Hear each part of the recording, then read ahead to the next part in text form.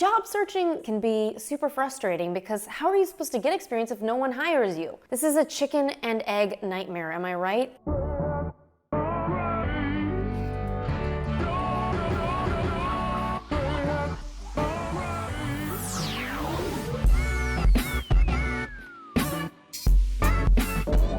Hello friends, I'm AshleyStahl, expert on careers and self-discovery, host of the U-Turn podcast and author of the book also named U-Turn.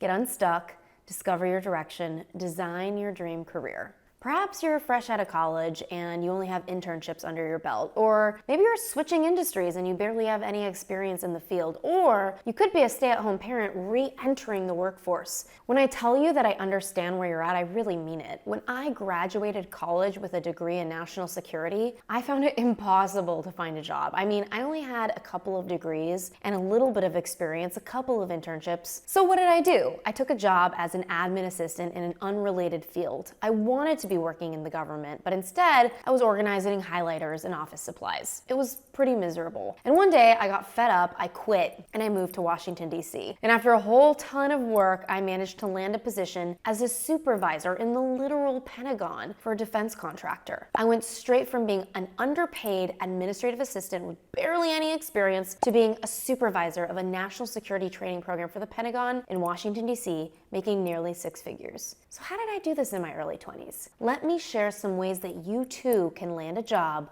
with little experience. Number 1, discover or rediscover your core skills, values, and talents. Finding a job is all about who you are and what you're good at, not just following your passion. Take some time to brainstorm and write down core skills and talents. What are you naturally good at? What do other people comment on? What kind of compliments did you get from past employers? You can bring up your core skills and talents and leverage them to get an interview. Then explore what your core values are and explore writing them down. If you're not sure about them, know I have an entire core values list you can look at in my book, U-Turn. What do you want in a job? What do you value? Perhaps it's words like authenticity, communication, flexibility. Keep these concepts and words in mind when applying for jobs and know that these values can also serve as a yes or no filter in your interviews. They're your standards and the principles you live by. Number 2, get into a job search routine.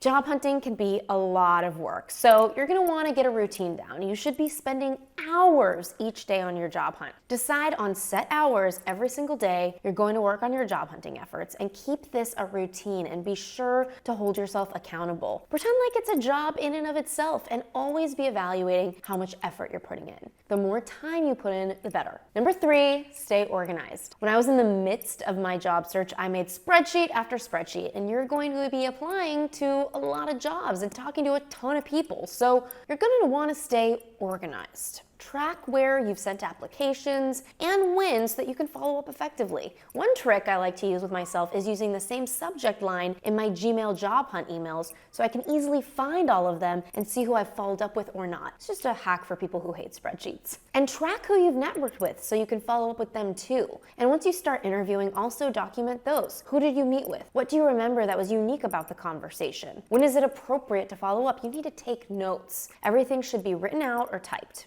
Number 4, create any experience you can. Now, I know you might not have a lot of time, but if you can, try to create some experience for yourself while you're on the job hunt. That means getting curious. Are there any part-time jobs or internships you can do in your field? Can you shadow or volunteer somewhere using the skills you want to hone in on? Perhaps a nonprofit would love to take you up on 3 free hours per week of you doing something with the skills you want to contribute to the world. This is a resume builder. Opportunities like these are great to gain some experience you can leverage into a real job or simply serves as a springboard for you to network with professionals working in your field. Sometimes opportunities like these can turn into jobs. It's definitely not unheard of. Number 5, write and practice your elevator pitch. I talk a lot about this, a lot in my book, and we also have another YouTube video that goes through the exact steps of an elevator pitch very specifically. So, do you have an elevator pitch? When someone asks you what you do or who you are, do you know what to say? You certainly should. So let me give you a quick rundown of how I teach elevator pitches, and you can go more in depth on my other YouTube video. Number 1 is to share a story. Number 2 is to share one great skill you're great at. Number 3 is to share your goal. Definitely watch my other YouTube video on this, and if you don't feel confident in your elevator pitch, practice, practice, practice, and until you can really do it without even thinking about it. Having this mastered will do wonders for your networking efforts. Number 6, highlight your soft skills. Be sure to promote your soft skills. For those who don't know, soft skills are non-technical skills that relate to how you work. They might include how you communicate with your coworkers, your problem solving, and your organizational skills. Soft skills make someone more successful in the workplace, and if you don't have a lot of experience in your field, you can definitely emphasize them in your applications and in your interviews. Don't just tell them you have good time management skills, for example, show them. For instance, you can tell them how you juggled a full-time school experience with a part-time job. And then there's number 7, which is network, network, network.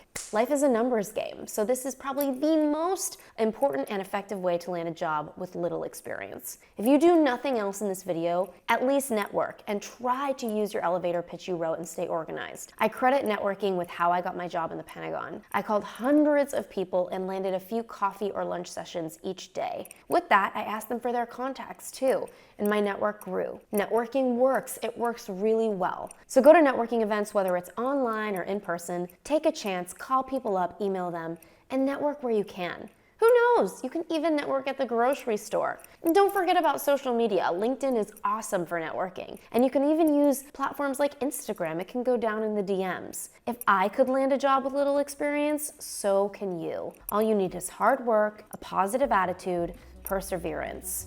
You can do it, my friend. I believe in you.